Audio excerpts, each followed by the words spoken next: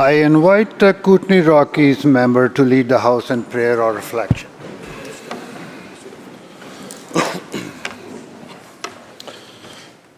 Heavenly Father, we come before you today with grateful hearts for the honor and privilege of serving the people of British Columbia. Lord, no matter our party or our position, help us always to do what is right for the people we represent. Let that our focus be on every decision we make and guide us to serve with integrity, honesty, and humility. We ask for your blessing and protection over every family represented here. Grant them health, peace, and joy. And may this Christmas, however each one experience it, be a special time for family, reflection, and for love. May it be a time to appreciate the gifts of life, faith, and community. Thank you, Lord, for giving us this opportunity to serve. Help us to never take it for granted, and guard our hearts against pride. As your word says in Proverbs 16:8, pride goes before destruction. The bigger the ego, the harder the fall. Keep us humble, Lord. Keep us always to put the people's needs above our own desires or ambitions. Give us wisdom in our work, courage to make the right choices, and hearts that are compassionate and understanding. May our service reflect your goodness, love, and may we honor you in everything we do. In Jesus' name, amen.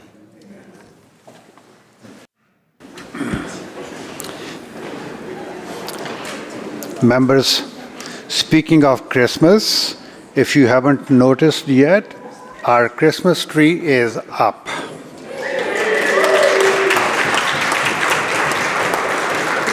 It's a beautiful fir tree. It's very aromatic. So after the question period, go there, appreciate it, take your pictures with it. Introductions by members. Member for Columbia River Revelstoke. Thank you very much, Mr. Speaker. Well, they made it. I have two guests here who are up in the gallery today. My best friend Emil and his lovely wife Courtney. It's been nearly 24 hours since they departed their home in Sparwood yesterday through multiple delays, closure of the Calgary airport. Thrilled to have them here. Courtney is the junior curling liaison in Sparwood, teaching kids the basics of curling. And Emil is a processing trainer in Sparwood at the coal plant, and I know he's here with a bit of a heavy heart after the tragedy in the Elk Valley last week. So would the House please make them welcome for finally making it here to the House today. Thank you. Mr. Premier. Honourable Speaker, a little regular, but I'd like to welcome back the Minister without portfolio, the member for Beacon Hill, Grace Lord, to the House today. Great to see you, Grace. Welcome back.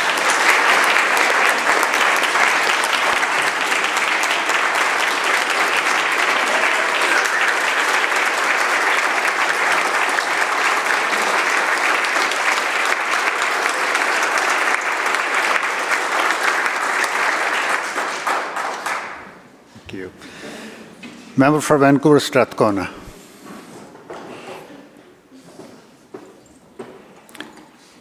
Member. Thank you very much, Mr. Speaker. I'd like everyone to join me in welcoming the folks from the Salvation Army, Lieutenant Colonel Tiffany Marshall, Lieutenant Colonel Les Marshall, Kim Findlay, and Peter Young. I want to hold my hands up to them for the progress they're making on the Harbour Light facility, which will include 300 units, 70 supportive homes, 46 affordable renters, along with community program space. Thank you.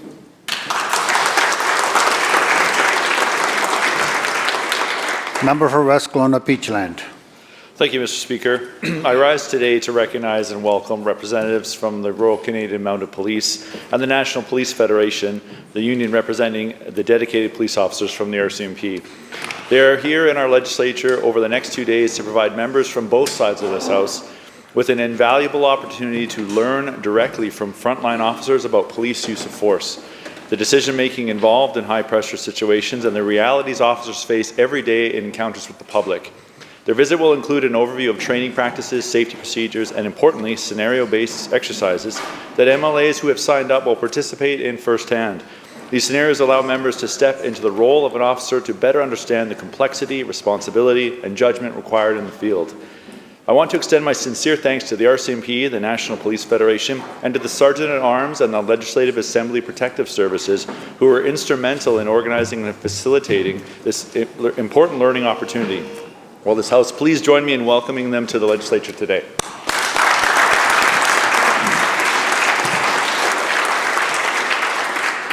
Minister of Health. Thank you so much, Honourable Speaker. Today I rise to introduce 4 nursing students, 2 University of Victoria undergraduate nursing students in their final practice, student practice education placements, and 2 UBC graduate students who are completing capstone projects from the School of Nursing's Health, Leadership and Policy program. They are working on important policy and programming initiatives for the Ministry of Health. We're really thrilled to have them as part of the Health, Workforce Policy and Planning Division right now. So please, would the House join me in welcoming Angela, Sophie, Scott and Alexa, and thanking them for their contributions to the Ministry. Member for Prince George Mackenzie. Thank you, Mr. Speaker, and I want to thank the Premier actually for announcing that the member from Victoria Beacon Hill is back. I hadn't noticed until the Premier's comments, so I appreciate that. We've been friends for a very long time, and proof that friendships can happen on both sides of the aisle. And I look forward to, we went to UBC together, and Political Science Students Association, we had many debates in the Pit Pub at UBC, and I look forward to continuing those debates on the floor of the legislature. So welcome back.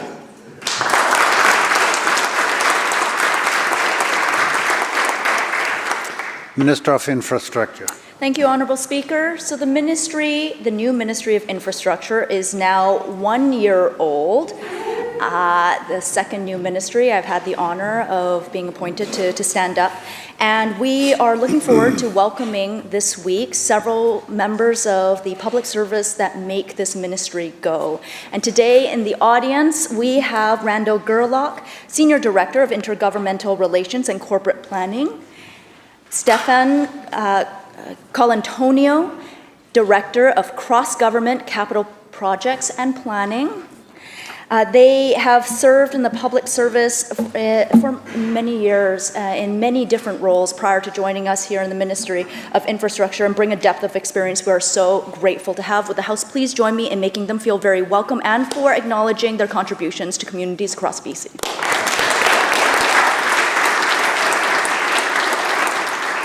Member for Kamloops North Thompson. Thank you, Mr. Speaker. This person that's in our gallery again today was introduced yesterday, but want to have a huge shout out again to the Mayor of Clearwater, Merlin Blackwell.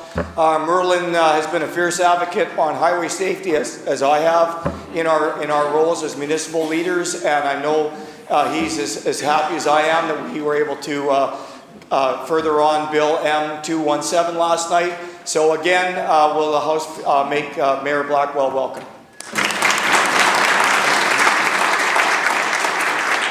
Member for North Vancouver Seymour.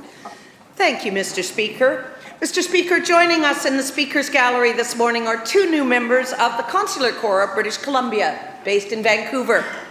Mr. Shahzad Hossain is the Consul General of Pakistan in Vancouver, and Mr. Raphael Dang is the new Consul General of France in Vancouver, and they are both with us today. Mr. Hossain and Mr. Dang are here on their first official visits to Victoria and have many meetings here with the government officials taking place this afternoon. Would this House please make them feel very welcome? Member for Surrey White Rock.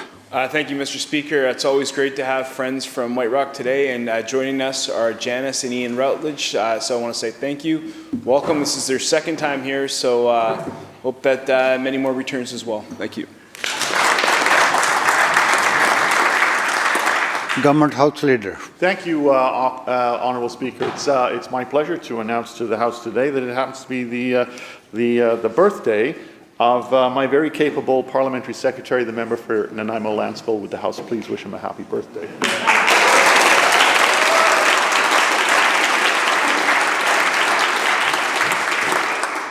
Member for Surrey City Centre. Thank you, Honourable Speaker. It's very special for me to also introduce Consul General Shahzad Hussain, coming from the country of my birth. I'm so pleased to have been able to dine with him and to really learn from his soft-spoken nature and his wisdom, and I thank him for his service. He has served in the Foreign Affairs Ministry of Pakistan since 2005. Incredible journey of extensive service to his country and also to the rest of the global community. Thank you. Minister of Water and Land. Thank you so much, Honourable Speaker. I just want to give a big shout out to two people in the gallery today from Ducks Unlimited Canada, Matthew Christensen and Andrea Barnett, also known as Little Duck, are in QP today. And as you know, Ducks Unlimited is a nonprofit, one of the oldest in the world, dedicated to protecting wetlands and the waterfowl that goes with it. So a big warm welcome to Andrea and Matt today. Thank you for coming. Member for Coquitlam-Millardville. Thank you so much, Honourable Speaker. I am delighted to bring back for his second visit ever to the legislature the first husband of Coquitlam-Millardville, my husband, David.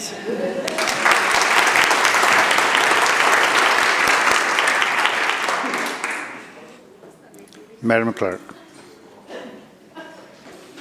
Introduction of bills.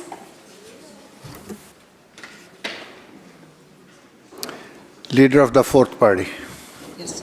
Thank you, Mr. Speaker. I move that a bill intituled the Public Flags Display Act, of which notice has been given in my name on the order paper, be introduced and read a first time now.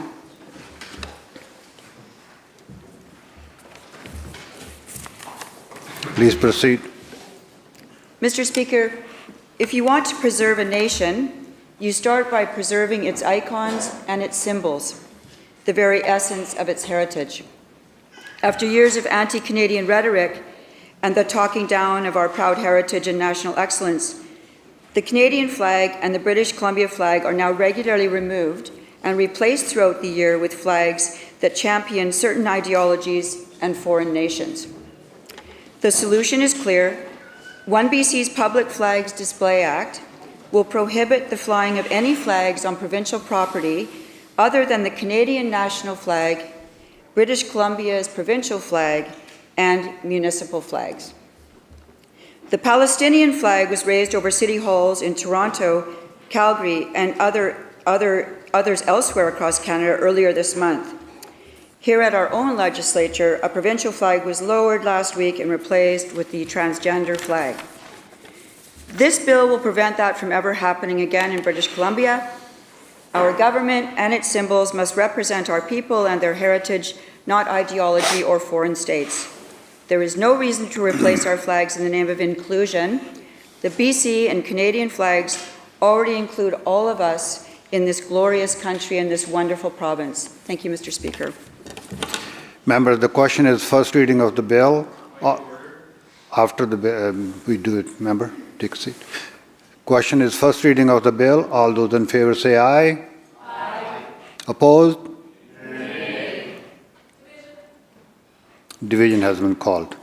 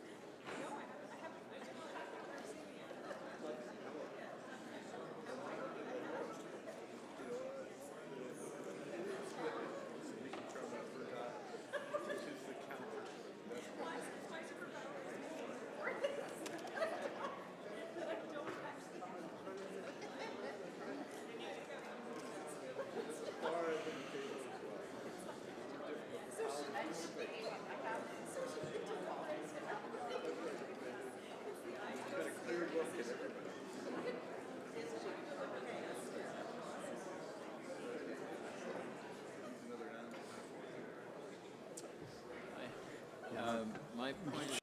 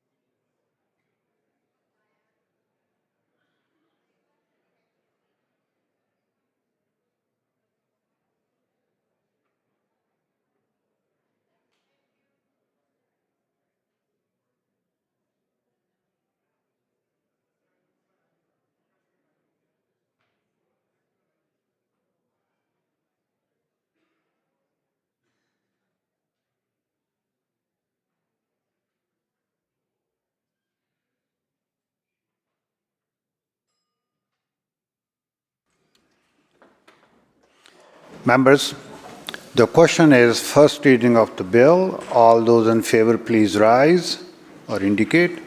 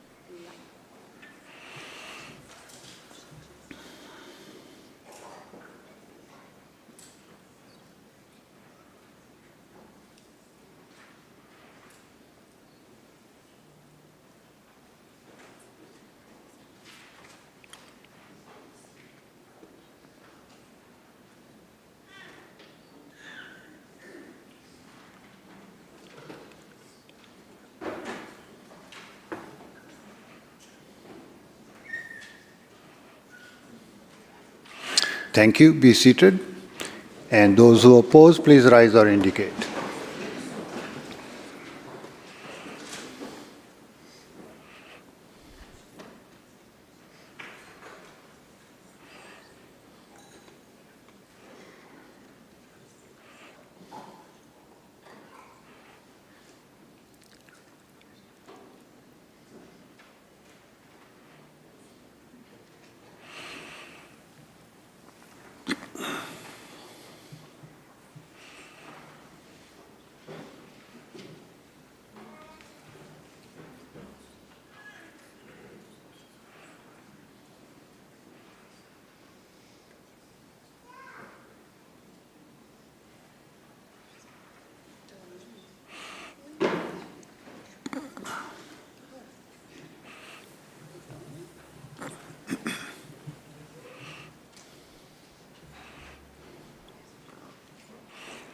Thank you. Be seated.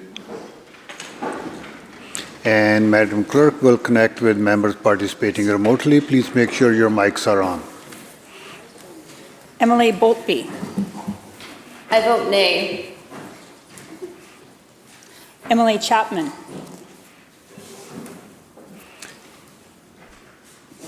I vote aye.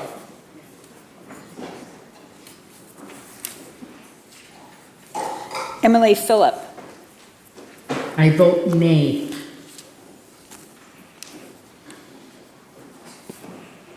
Emily Rochford. I vote nay.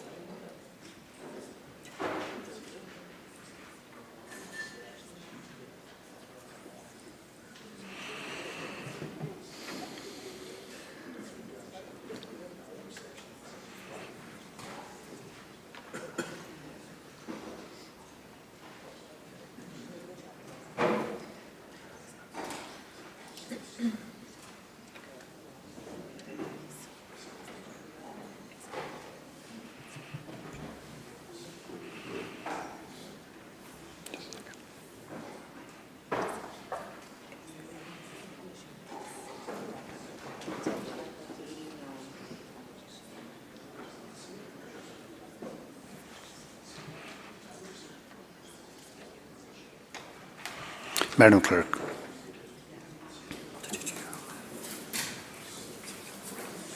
Those voting aye. Kindi, Claire, Kay Neufeld, Bangu, Davis, Bird, Stamer, Tepper, Mock, Chapman, Moz, Williams, Brody, Armstrong, Keeley, 15. Those voting nay. Lord, G. Anderson, Blatherick, Rutledge, Chant, Toporowski, B. Anderson, Neal, Osborne, Brar, Krieger, Davidson, Parmar, Sunner, Bear, Chandra Herbert, Wickens, Kang, Sandu, Begg, Higginson, Phillip, La Jeunesse, Choi, Rochford, Elmore, Morissette, Popham, Dix, Sharma, Farnworth, E.B. Bailey, Callon, Green, Whiteside, Boyle, Ma, Young, Malcolmson, Gibson, Glumac, Aurora, Shaw, Chow, Deere. Wilson, Millibar, Warbus, Rustad, Banman, Watt, Cooner, Halford, Hartwell, Neufeld, L. Neufeld, Dew, Peyton, Gaspar, Chan, Tour, Hepner, Giddens, McGinnis, McCall, Dollywall, Dirksen, Luck, Block, Valeriat, Botterill, and Sturco, 70. And Motion. Volpe, apologies, 70. Motion is defeated. The House Leader of the third party. Thank you, Mr. Speaker. I rise to seek guidance on the remarks made by the member regarding the introduction of their bill. Introductions are meant to be a succinct explanation of the purpose of the bill. It's my understanding that introductory remarks cannot bring other items that have little bearing on the bill that is before the House, and the ruling was made last Thursday regarding the abuse of introductory statements and unrelated remarks according to practice recommendation 5. We seem to be, or we could be, going down a rabbit hole of deviation for precedence. I request further guidance from the chair on whether the remarks made by the member are inflammatory or argumentative, both to guide the introduction of this bill and future bills, because they may have little bearing on the bill being introduced. In this instance, reference was made to years of anti-Canadian rhetoric, Palestinian flags being raised, the transgender flags being raised. I don't, with respect, Mr. Speaker, I don't see how that relates to the purpose of the bill. The purpose of the bill can be stated very succinctly without raising these pejorative and argumentative and inflammatory references. And as this is new territory for the whole House, I seek the guidance of the Speaker. Thank you, Mr. Thank you, Member. Chair takes it under advisement, and Chair will come back and provide further guidance. Thank you. Member. Mr. Speaker, am I permitted to speak in response to this, or would you prefer I didn't? Yeah. Go ahead, Member. Okay, thank you. First of all, I would say that many of the things I hear in this House on a regular basis are inflammatory and argumentative in my view, and I find many of the views I hear repugnant and completely distasteful. But I listen to them because this is meant to be a marketplace of ideas in this chamber, and we are not meant to be, we are supposed to be erring on the side of allowing freedom of speech, not limiting speech in some kind of fascistic effort to say that only certain opinions are allowed and other opinions are not allowed. So my view is that when I'm introducing a bill, we need to present a mischief that the bill is trying to cure. If I can't describe the mischief, then there's no purpose in presenting a cure. The mischief that we've been seeing in our society, and that's a legal term that we use in law school, that the mischief that we're trying to cure, is that there are flags now being regularly presented. Member, the Chair has heard your concerns. We are not debating here now, as I indicated earlier. The Chair will take it under advisement, and I'll come back provide further guidance. Thank you, Mr. Speaker. Thank you. Madam Clerk. Statements by members. Member for Salmon Arm, Shuswap. Yeah, thank you, Honourable Speaker. Today I rise to recognize a remarkable Canadian tradition, one that has quietly contributed to close to home for generations. The Salvation Army has launched its annual Christmas Kettle campaign. It's 135th. The campaign directly supports over 3 million visits for assistance in communities throughout Canada. The Christmas kettle is far more than a familiar holiday symbol. It is a lifeline for families struggling to put food on the table, for seniors facing isolation, for individuals working to rebuild their lives, and for anyone who simply needs a warm meal or a helping hand. In my riding of Salmon Arm Shuswap, the Salvation Army provides essential, year-round support to some of our most vulnerable residents. Whether it's through emergency food hampers, winter clothing, counseling, shelter, or addiction recovery services, their staff and volunteers meet every person with dignity, compassion, and a belief in their potential. This year, your support is more important than ever. Rising food costs, housing pressures, and economic challenges continue to strain families, as well as local service providers across our province. The need is growing, and organizations like the Salvation Army are stretched to their limits. Yet, they continue to show up day after day with grace and kindness. The Christmas Kettle campaign matters. Every donation, whether a few coins, a folded bill, or a tap of a credit card, makes a difference. These contributions keep food banks stocked, shelters warm, and local programs running throughout the year, with every donation staying within the community it is given. I also want to thank the volunteers who ring the bells, the donors who give what they can, and the teams who dedicate their hearts and energy to serving our communities.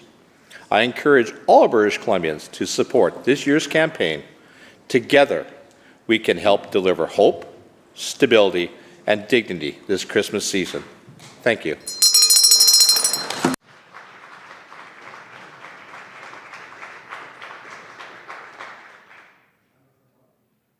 Member for North Vancouver Seymour. For the chance to amplify a truly fabulous organization and one of the many dedicated people who make its work possible. First, I'd like to acknowledge that I'm speaking on the lands of the Lekwungen people, particularly the Songhees and the Kapsalon, to whom I'm always grateful for the wisdom they share with this House. And home in North Vancouver Seymour, I also honor the stewardship and teachings of the Squamish and Tsleil-Waututh peoples.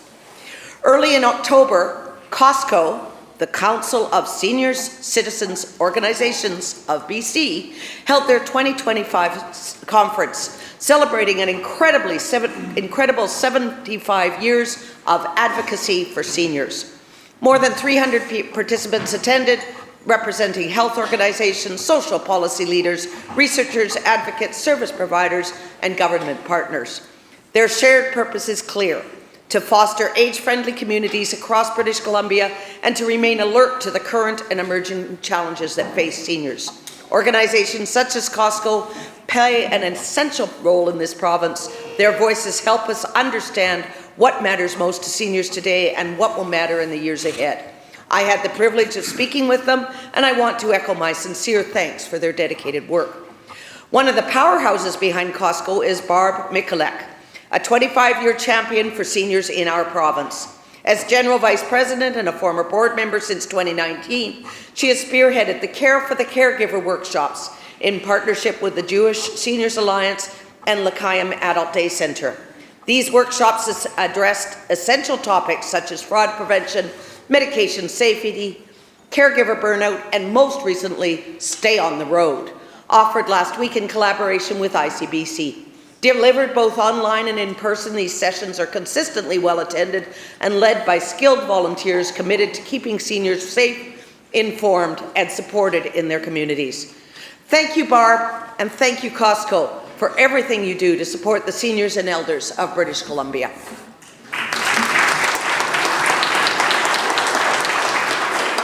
Member for Kamloops North Thompson. Thank you, Mr. Speaker.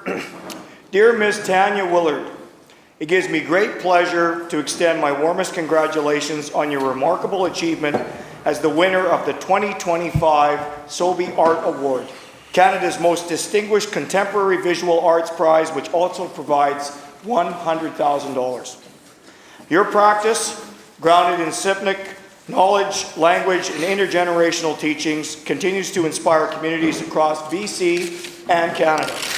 From harvesting natural materials for ink to your collaborations through the Bush Gallery, you offer a powerful model of connection, resilience, and artistic leadership. As a Pacific region artist based on and in Niskonlith, you have brought tremendous pride to the Secwepemc Nation, the interior of British Columbia, and the artists and culture workers throughout the province. Your recognition by the National Gallery of Canada underscores both your individual talent and the importance of Indigenous artists in preserving and celebrating cultural knowledge. On behalf of the Council-North-Thompson region, please accept my heartfelt congratulations and thanks. Your accomplishments are an inspiration to emerging artists, Indigenous youth, and all who look to art as a source of truth, beauty, and connection. I wish you continued success and look forward to seeing your future contributions to contemporary art in Canada. Yours truly. Thank you very much, Mr. Speaker. Member for Vernon Lumbee. Thank you, Honourable Speaker. November is Men's Health Awareness Month, and today I want to shine a light on two groups making a tremendous impact in our region, the Vernon Men's Shed and Lumbee Men's Shed. Men's sheds are more than workshops. They are safe, welcoming places where men can connect, build friendships, share skills, or talk openly, or simply be themselves. At a time when so many men struggle quietly with loneliness, stress, or health concerns, these spaces are truly life-changing. In Lumbee, I want to acknowledge President Glenn Buzak, along with Keith Radcliffe, Kirk Bickham, and Kim Grenison, Nick Hodge, Paul Fisher, and Stan Newman, and Steve Elliman. We also honor Ernie Hurd, whose vision and determination started this entire project. Thanks to the support of the village of Lumbee, they've had a home on Shuswap Avenue since then. They have given back tirelessly, building wheelchair ramp for a local resident, signage for arena, picnic benches for Lions Campground, beds for sleep in heavenly peace, and shelving for the museum. And one project truly captures the spirit of mentorship and creativity. Our senior member, Gerald Laviola, is building a stunning cedar shaped canoe while teaching younger generations the craft, working side by side. In Vernon, I want to acknowledge Ray Fulraje, John Wilson, Pat Brochard, Nels Carlson, and their entire team for their dedication. Their work not only strengthened men's well-being, health and well-being, even they helped encourage creation of local she shed, showing what community really looks like, supporting one another rather than dividing. As we mark Men's Health Month, let's remember that good health is not only about medical care, it's also about connection, camaraderie, purpose, and having a safe space. To Vernon Men's Shed, Lumbee Men's Shed, and Men's Shed Canada, thank you. Your compassion, mentorship, and your community spirit makes a real difference. Thank you.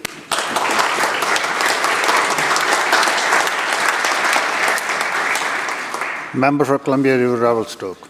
Thank you, Mr. Speaker. Today I rise to speak in alliance with the Golden Women's Resource Centre, a beacon of hope, safety, and empowerment for women and children in our community. In a world where too many face isolation, violence, and other barriers, this centre stands as a lifeline. The Golden Women's Resource Centre offers a wide range of vital programs and services that directly address the needs of women in Golden. From the Women's Shelter and outreach support to the Sexual Assault Response Program, the centre provides compassionate, confidential assistance to those experiencing crisis. Their 24/7 crisis line ensures that help is always available no matter the hour. Beyond emergency support, the centre fosters empowerment through practical resources, free internet access, a gem clothing exchange, and a welcoming lounge where women can connect and heal. Their virtual legal clinic and third-party reporting services offer pathways to justice, while the Community Coordination for Safety in Relationships program builds a safer, more informed community. None of this would be possible without the extraordinary leadership of the Executive Director, Alicia, and the incredible team of staff and volunteers who bring these programs to life. Their dedication, empathy, and tireless advocacy make the centre not just a place of service, but a place of transformation. They meet each woman with dignity and care, and their work ripples outward, strengthening families and the entire Golden community. Let us continue to champion the Golden Women's Resource Centre. Let us ensure it has the resources it needs to thrive, because when we support women, we uplift families, we strengthen communities, and we build a better future for all. Thank you, Mr. Speaker.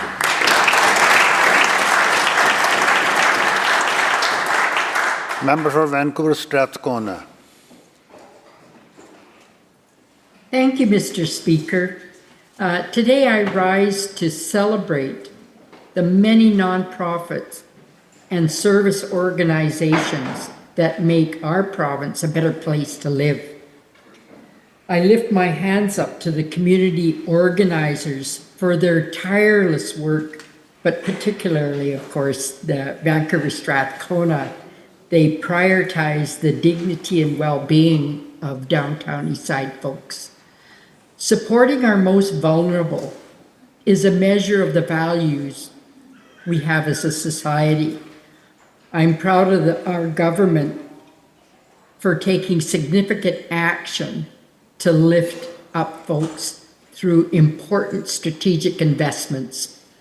Over 90 million since 2022 to support unrestricted multi-year grants to nonprofits through the Vancouver Foundation.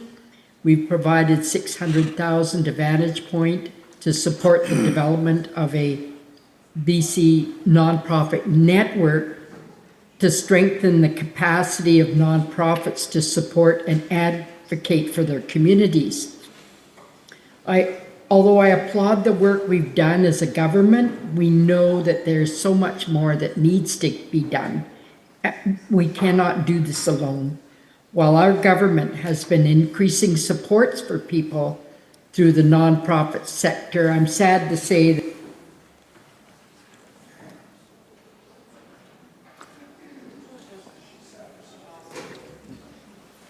Member, we lost your audio. Member.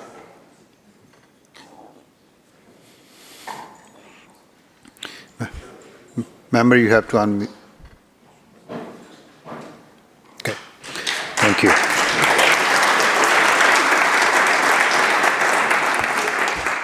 Attorney General. Seek leave to make an introduction. Is leave granted? Please proceed. Thank you, Chair. He snuck in after our introductions, but in here is a former MLA for Richmond, Queensborough, Aman Singh, and our newly elected president for the BC NDP. I just want to welcome him and thank him for all the work that he does on behalf of so many communities across our province, but on behalf of our party. Welcome. Member for Kamloops Centre. Thank you, Mr. Speaker. I seek leave to make an introduction. Is leave granted? Please proceed. Thank you. It appears to be come back to the legislature for former MLA days. My understanding is, and I'm having lunch with her shortly, we have another former MLA and colleague of mine and many in this house, Stephanie Cadu, is here today as well. And Stephanie transitioned from being an MLA to the, I'll get the title wrong, but essentially the head of accessibility for the national, for all of Canada, for the federal government. And on behalf of all of us, will we please welcome Stephanie back to the precinct.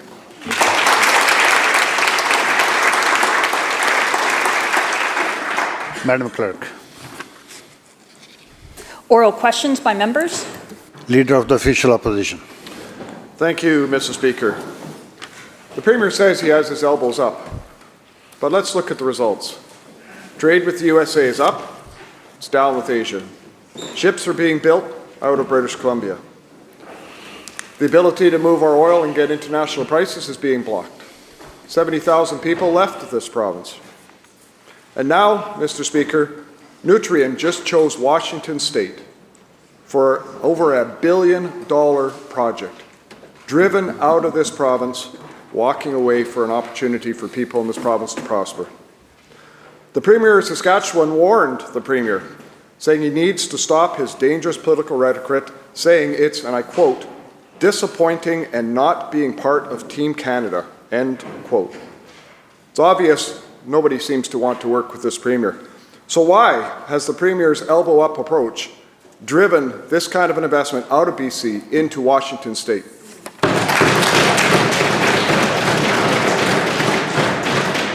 Mr. Premier. Well, thank you, Honourable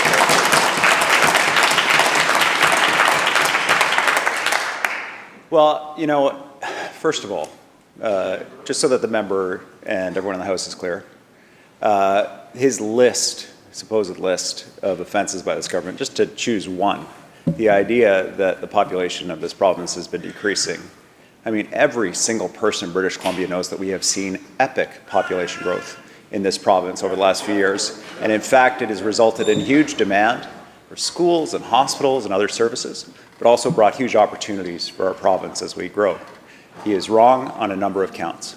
But here's one where, and this might be surprising, we may share a perspective. It is unacceptable.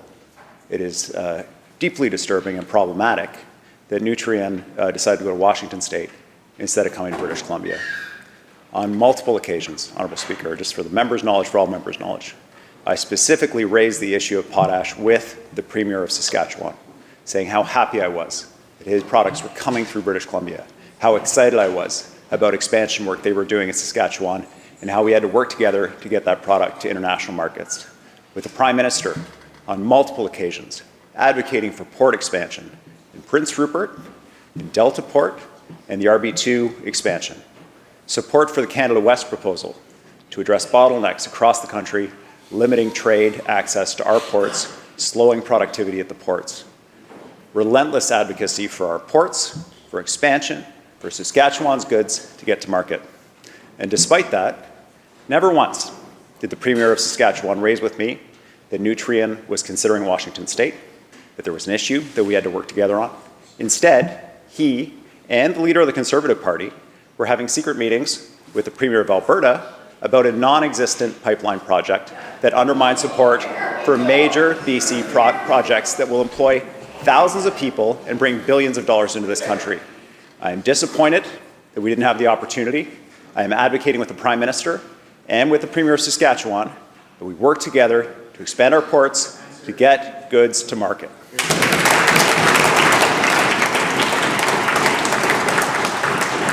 Leader of the Official Opposition, supplemental. Thank you, Mr. Speaker. Well, the Premier has the ability to spread fertilizer, but he doesn't have the ability to distort facts.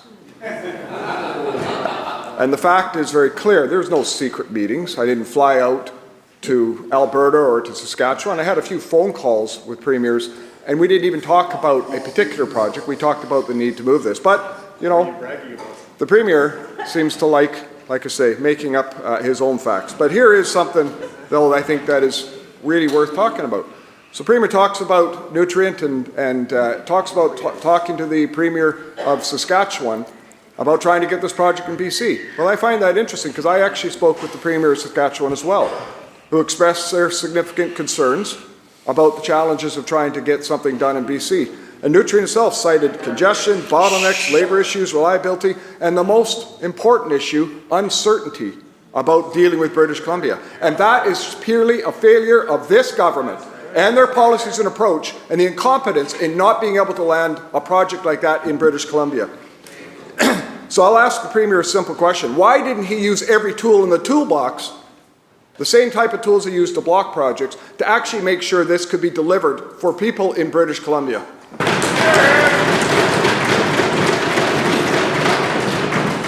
Mr. Premier. Thank you, Honourable Speaker. The name of the company is Nutrien, not Nutrient.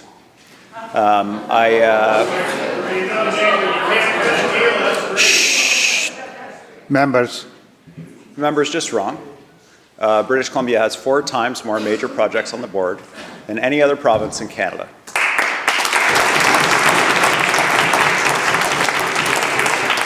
The reason we are able to do this is that we take the exact opposite approach of what the member has advocated. We're working with First Nations. We're having conversations with them. The member repeatedly advocated that this government terminate all conversations with First Nations. The member wants uncertainty. He wants us not to have major projects on the board. And the only possible reason why I can think that he continues to talk down our province, talk down our economy, advocate against our interests as a province, is that he thinks it serves his interests. And that is a deeply problematic approach to the governance and his role as the Leader of the Opposition. If he had concerns about Nutrien, he could have easily raised them in this House. While we were advocating for port expansion, while we were advocating for bottlenecks to be removed and for the federal government to prioritize those things. Members. The Premier of Saskatchewan never once raised this issue with me, but that is of no import at this moment. What is most important right now is that the federal government, the Premier of Saskatchewan, and I work together to get those goods to market, because that is a real project that will create real jobs, and that's what we should be working on, Honourable Speaker.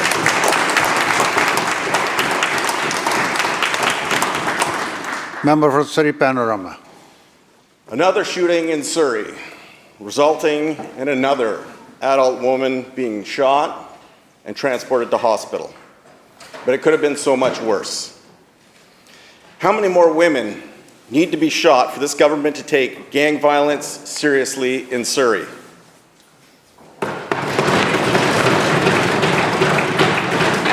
Minister of Public Safety and Solicitor General. Thank you very much. That shooting incident that the member mentioned is deeply concerning, and I want to assure that the matter is under investigation, and I'm not able to speak to the specifics of that case. The member also mentioned the protection of women, and we know that women are vulnerable in every corner of this province. Gender-based violence knows no bounds, and we know that some communities are more vulnerable than others, including Indigenous and First Nations communities. That's why this government is continuing to ensure that, that those who perpetrate gender-based violence are held to account, that we've been advocating for tougher bail and sentencing laws. We have commissioned Dr. Stanton's report and are enacting recommendations to combat gender-based violence across the system. And we're also standing up supports for victims as well. When the opposition was in government, there was a rollback of supports. Shh, members, members, members, members, members will come to order. Please conclude. No. We know that women are uniquely vulnerable, and that's why we've restored funding for sexual assault centers so the survivors can have the support they need. And there's more than $1 billion in funding for transition and safe homes as well, second stage housing. Thank you, Minister. Members, please conclude. Thank you. We'll continue to ensure that perpetrators of gender-based violence are held to account and that victims have the supports that they need. Member has supplemental. Yes, well, thank you for those comments, but it's not just gender-based violence, because nothing is getting better in Surrey or the Fraser Valley. Houses shot up, innocent people being injured, and upstanding citizens murdered. How many attacks does it take for a politician to act? Hear, hear.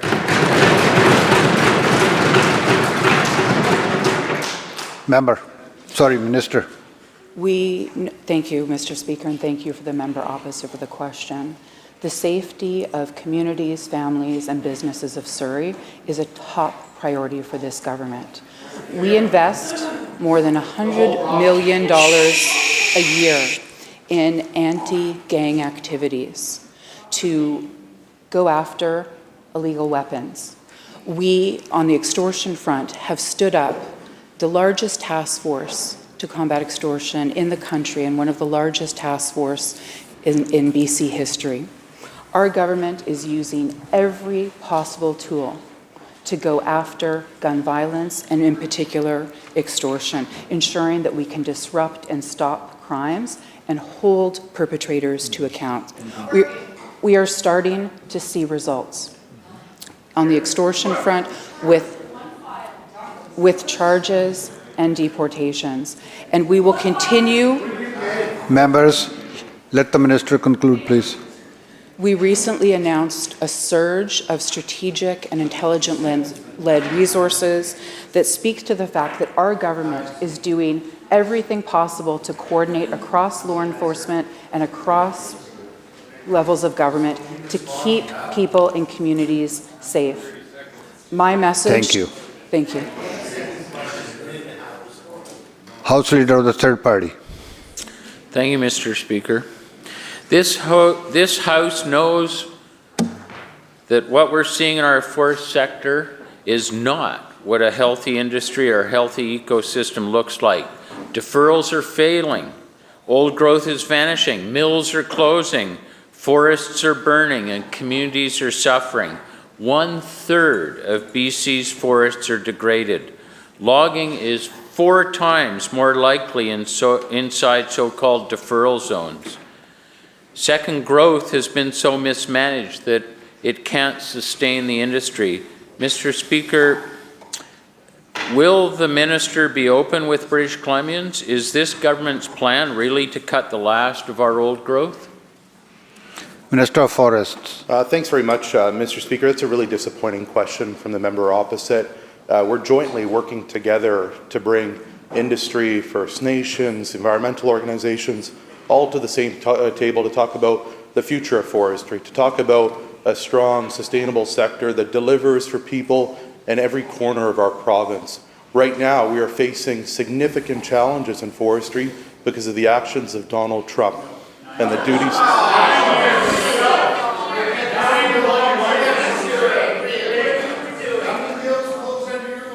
Now, Mr. Speaker, it's no surprise to those of us on this side of the House that the official opposition uses every opportunity in their toolbox to defend Donald Trump. We, on the other hand, are going to stand up for the forest sector. To the member opposite who asked the question, there has been a significant decline in old growth harvesting in British Columbia. We are moving towards more value-added forestry. That is something we're proud of. We've seen record investments. I think of Plesnikoff in my colleague Castlegar's riding. I think about the investments in coastal British Columbia to the tune of hundreds of millions of dollars by this province to be able to help build that strong, sustainable sector. So 100 years from now, we can be proud of this sector and the jobs that it'll produce and the prosperity it'll produce for all British Columbians. Member has supplemental. Member. Thank you, Honourable Speaker, and thank you to the Minister for the answer to the question. Yes, it is absolutely fundamental, the work we're doing together across the aisle for the Provincial Forest Advisory Council. And British Columbians deserve the truth about what's happening in our forests. They're tired of only learning that truth from leaked reports. A leaked technical review makes it clear the province is massively overestimating how much timber can be sustainably harvested, relying on wildly extreme assumptions, and that's a quote, and maybe cutting almost twice what is sustainable. Honourable Speaker, will the minister agree that it is vital that we complete the work of the Forest Advisory Council and implement the recommendations to make the paradigm shift we need? Minister. Thanks very much, Mr. Speaker. Thanks to the member opposite. I also want to give a shout out to the Millstream Bees from Langford who are in the House this morning as well. The member opposite talks about a leaked report. It wasn't a leaked report. The report's been on a website for the past year. It was a report commissioned by the Takla First Nations, had no connection to the government of BC, and so I don't know how that somehow references it being a leaked report. The report talked about it being a collaborative effort. Many of the nations that sit at that forest landscape planning table vehemently oppose the points of view that have been brought forward at that table. The last piece that I'll just share with the member opposite, there has been a significant reduction in the amount of old growth harvesting in British Columbia. We are working hard with First Nations across the province to develop plans to be able to talk about harvesting on their territories. And I just want to give a couple of shout outs. I think of the Pachuca First Nations as an example that are true stewards of forestry in their territories. They are developing their own integrated resource management plan. I know the member opposite knows that nation well, and they are finding ways to be able to continue harvesting that meets the needs of their stewardship plans and meets the needs of their cultures. Again, on this side of the House, we are going to build a strong, prosperous forest sector that delivers for all British Columbians. House Leader of the Fourth Party. Thank you, Mr. Speaker. Well, the Premier called it an imaginary pipeline. and denounced it as a fictional dream. Yet all signs point to the pipeline being a very real project. Just last week, the Globe and Mail reported that Ottawa and Alberta are close to a deal, but BC wasn't even invited into the conversation. The Premier's response? Well, it was to whine about being excluded from talks on a project he pretends isn't serious. Mr. Speaker, my question to the Premier. We know he doesn't like pipelines. Why doesn't he just get up and say it? Minister of Energy and Climate Solutions. Well, Honourable Speaker, we're talking about a project that has no proponent, has no route, has no possibility because of the massive cost it would entail of any kind of contract to pay for it, so it would require tens of billions of dollars of public subsidy, Honourable Speaker. It's a project that would undermine the tanker ban, which is a linchpin for literally tens of billions of dollars of projects, real projects, here in British Columbia. You bet the Premier's standing up for British Columbia. He'll always stand up for British Columbia, and we're also standing up for the interests of Canada, which BC is leading on economic development right now.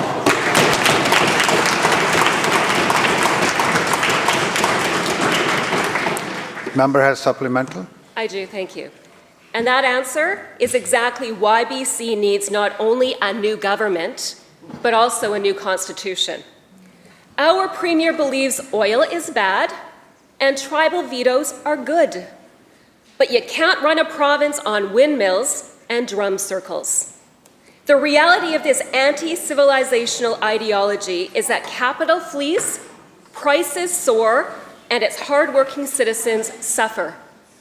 Mr. Speaker, will the Premier admit that his government is taking this province back to the Stone Age? Minister. Well, Honourable Speaker, I think given what we've heard from this party in recent weeks, Honourable Speaker, I think the Stone Age is way more advanced than that party.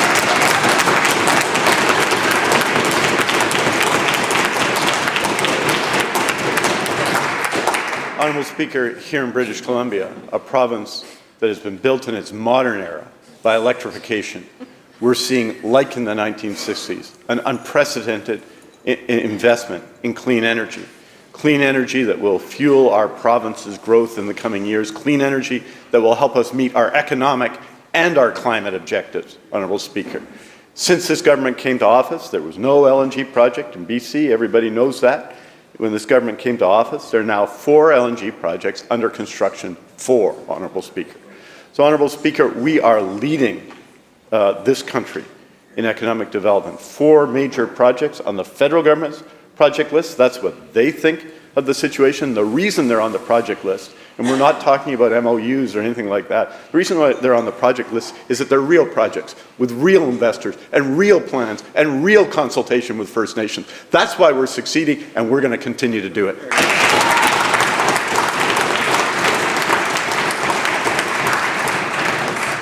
Member for Kelowna Centre. At the Damien Hudson murder trial, a former safe injection worker testified she was told, "Drug dealers are part of our community. Without them, we don't have clients." She admitted she regularly worked with the dealers, tested their drugs, referred users to them, and even helped one of them flee after a shooting.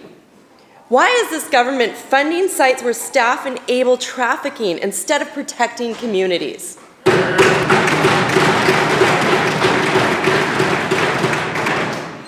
Attorney General.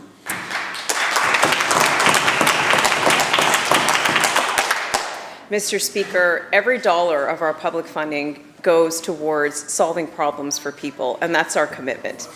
The Dolph example is an example of our system working as it should. There was a trial and a prosecution of individuals that were found to be trafficking drugs.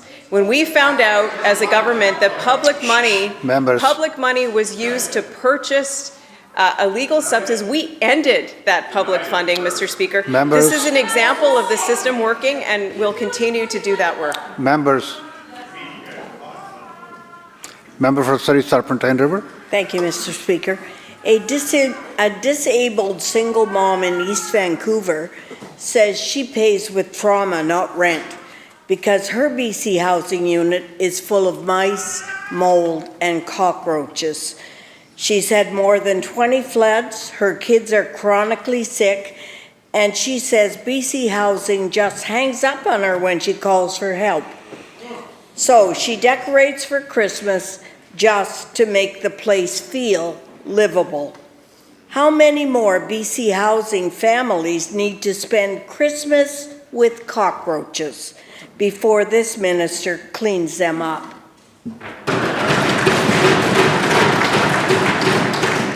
Minister of Housing.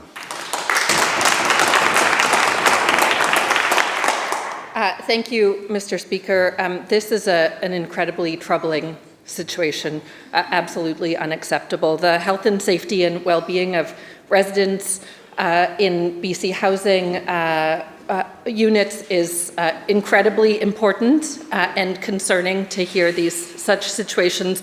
BC Housing responds quickly, as in this situation. Treatment by qualified pest control technicians began early. During the last treatment, no cockroaches were found, but I can reassure the member opposite, because I know we share a concern about this. In this particular case, a private pest control company attended the unit 5 separate occasions. That work continues. The residents are offered respite units where needed, while cleaning Please. supports are provided, pest control treatments are provided, and BC Housing has access to capital funding for improvements of buildings where needed. We will continue to work alongside tenants, alongside BC Housing, to ensure good, safe, and dignified living conditions. Member for Columbia River Revelstoke. Thank you, Mr. Speaker. Tragically, last week, a class of kids in Bella Coola was mauled by a grizzly bear on a nature trail. This is the latest in a string of grizzly attacks, including a fatal one in the East Kootenay. No matter who you speak with, guide outfitters to scientists, grizzly bear populations are growing quickly. The 2017 ban on hunting wasn't based on science. It was based on politics. As Jesse Zeman, Executive Director of the BC Wildlife Federation, said, and I quote, "With no hunting pressure, grizzlies and humans will increasingly occupy the same spaces with inevitable consequences," end quote. Mr. Speaker, my question to the government is a simple one. What is their strategy to manage the grizzly bear population?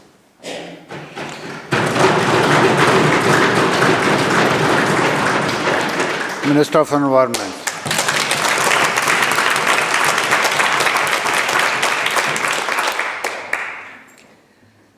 Mr. Speaker, this is a horrific situation. Children are in the hospital, and a whole community is being asked to stay in their homes. The fear and the trauma is profound, and I really want to thank the teachers who are the real heroes in this story.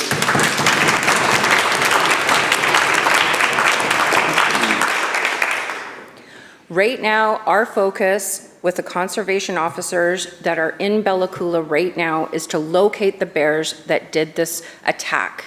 That's what we're focused on.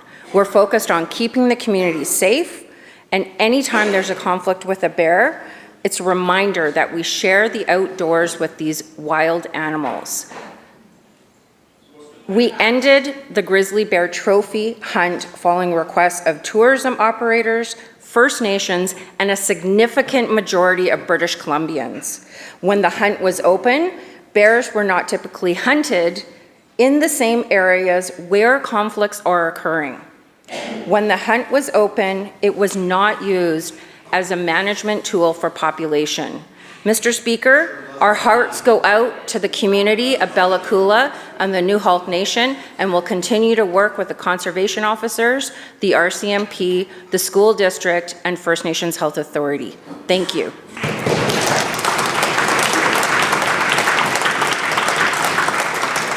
Member for Richmond Queensborough. Montrose Properties said they never got a chance to defend themselves in the Cowichan title case, even though their private land is in the affected area. They've now asked the Prime Minister and Attorney General of Canada to reopen the case. They say that this ruling could affect private property owners across BC and Canada. This Premier keeps saying that he will protect private property rights. So will he stand with Montrose and ask the court to reopen the case so that private landowners can finally have their day in court? Yes or no?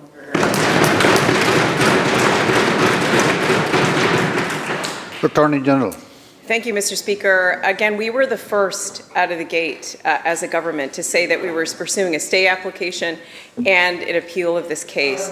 We made arguments Members. We made arguments in this at the trial, asking the court to give notice to private landowners to make sure that they were notified of any consequence of the case. What the court told us was that not to worry because there wouldn't be any consequence. We strongly disagree with that, Mr. Speaker. I want the House to know that we are working with all lawyers. Members, come to order. I want the House to know that we're working with all parties and their counsel and strategizing based on the best way to make sure that the private property rights of these landowners are protected. And we'll continue to do that work. It's a very serious matter, Mr. Speaker. We take it very seriously. The other side, the day after the case came out, they sent out a fundraising email to try to make money off of this for their political party. That's not a sign of taking this seriously, Mr. Speaker. We're going to focus on how to do the work that needs to happen on this matter that is very important. Thank you, Mr. Speaker. Member for Caribou-Chilcotin.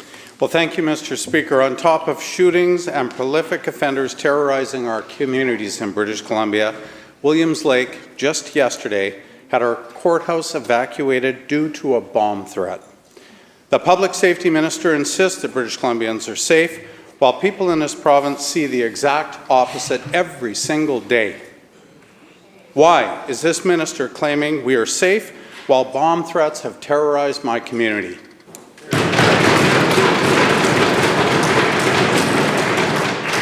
Attorney General. Thank you, Mr. Speaker. I just want to start by thanking all of the people that are on the front line of our courthouses across this province, especially the sheriffs.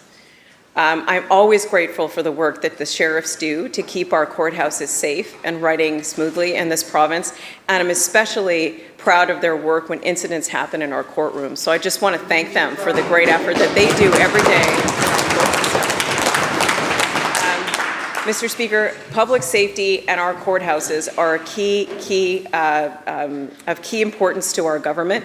We've been investing in sheriff resources in unprecedented ways.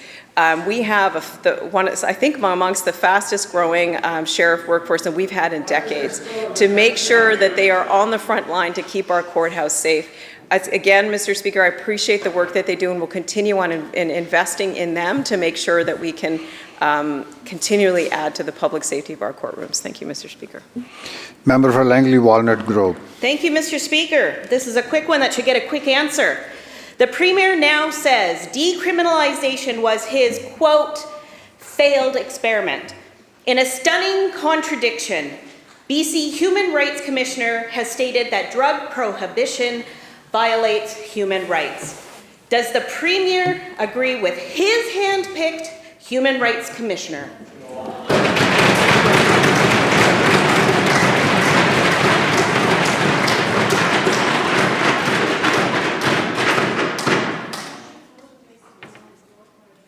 Mr. Premier. Thank you, Honourable Speaker. I do realize if I had to stand up and correct the opposition every time they said something wrong, I'd be here on my feet the entire day.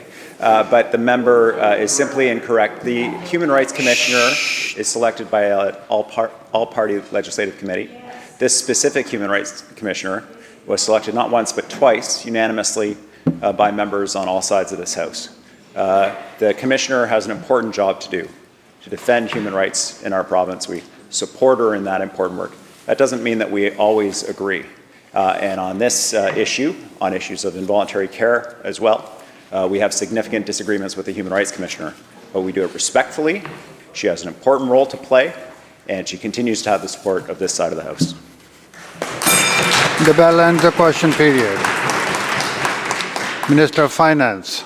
Speaker, I rise on a point of order. I'd like to raise that the House Leader of the fourth party in question period, in my opinion, made two comments that I think are unparliamentary in this House. First, the member said that we can't run a province on drum circles. Honourable Speaker, I think it is extremely unparliamentary to use the power of this place to make unjustifiable jabs at a person's culture. It's unjustified.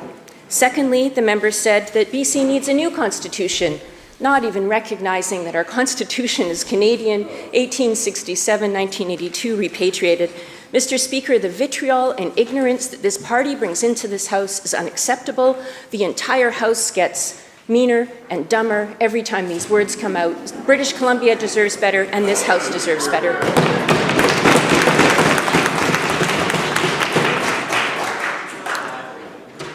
Leader of the fourth party. Yeah, Mr. Speaker, those comments were directed at my House Leader, but we are not the ones introducing the inflammatory language in this House. We hear language regularly coming from your side of the House, calling people names all the time instead of dealing with the arguments. The Premier regularly engages in extremely snide, condescending language, even directed at the leader of the opposition party, and anyone who questions him is met with an arrogant, condescending tone that is extremely dismissive. When we are here to ask valid questions of you, you are the government, and you are holding the files and you are responsible. It's your job to answer questions, and we do our best to bring questions to this House. The rudeness that we are confronted with is unbelievable. You should see what goes on down at this end of the bench Thank you, Member. So I will just make those comments and say it's not us who is bringing inflammatory language, it is you. Members, member for North Island. I ask leave to make an introduction. Just a second, member. Just hold it. The chair will take it under advisement and we'll get back to the House. Thank you. Now, member for North Island. I'd like leave to make introductions. I'd like to welcome Alec. Is leave granted? Now you can do it. I'd like to welcome Alexander Matter and Matthew Moore. Two grade 12 classes are visiting from Campbell River High School, learning about law and government on tour. So I would like to please welcome these people from Campbell River.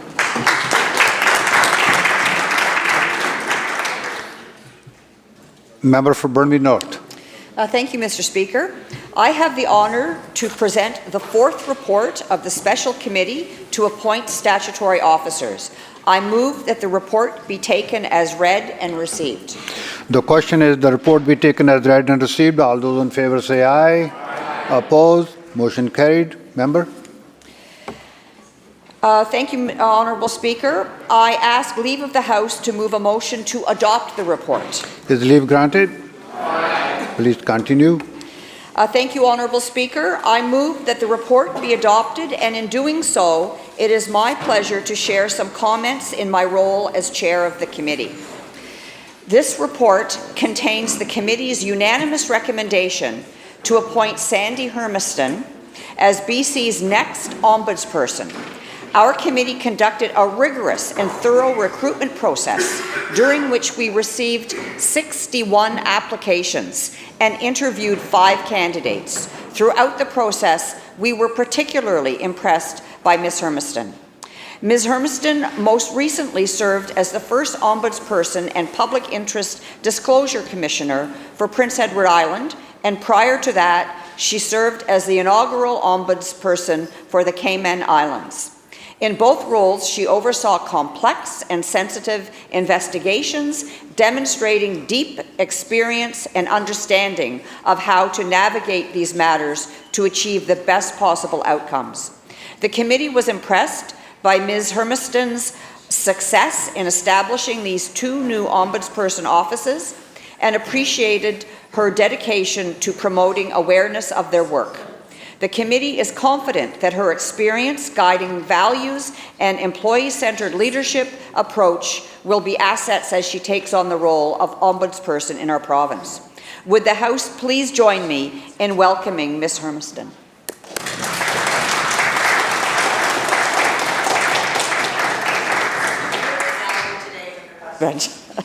On behalf of the committee and all members of the Legislative Assembly, I would like to thank Jay Chalk for his public service and advocacy as ombudsperson for the past 10 years and wish him well in his retirement. Mr. Chalk also joins us in the gallery today.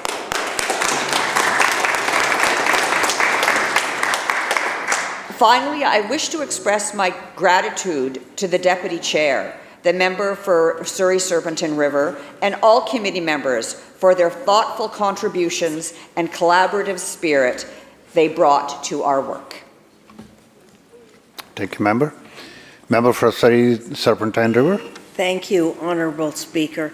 I would also like to extend my appreciation to all members of the committee, particularly the Chair, the member for Burnaby North. Throughout the course of her career as an ombudsman, Sandy Hermiston has worked to increase the public's understanding of her role and to promote transparency and accountability. Ms. Hermiston has accomplished this by adopting a solution-focused approach and delivering clear and concise reports to communicate her findings and recommendations.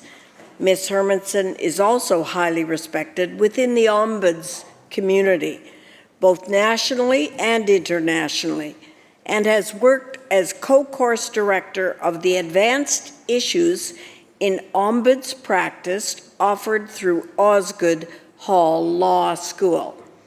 The committee recognizes the critical role that the Office of the Ombudsman plays, and we're really confident that Ms. Hermiston's experience, perspective, and insights make her exceptionally well-positioned to promote fairness in government services. Thank you very much, Honourable Speaker, and welcome, Ms. Hermiston. Members, the question is the adoption of the report. All those in favor say aye. Aye. Opposed? Motion carried. Member for Burnaby North. I ask leave of the House to move a motion recommending the appointment of Sandra Hermiston as ombudsperson for the province of British Columbia. Is the leave granted? Aye. Please continue. I move that the Legislative Assembly recommend to her honour, the Lieutenant Governor, that Sandra Hermiston be appointed as ombudsperson pursuant to the Ombudsperson Act for a term of 6 years, commencing on January 31st, 2026. Member, the question is the adoption of the motion. All those in favor say aye. Aye. Opposed? Motion carried. Thank you, Mr. Speaker.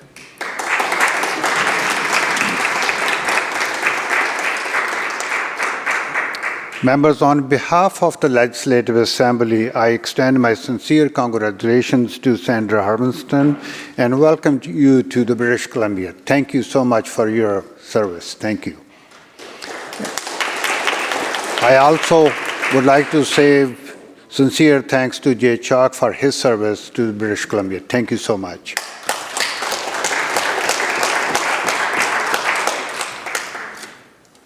Madam Clerk. Orders of the day. Government House Leader. Thank you, Honourable Speaker. In this chamber, I call second reading on Bill 32. In the Douglas Fir Room, I call committee stage on Bill 30. And in the Birch Room, I call continued committee stage on Bill 24. Committee chairs.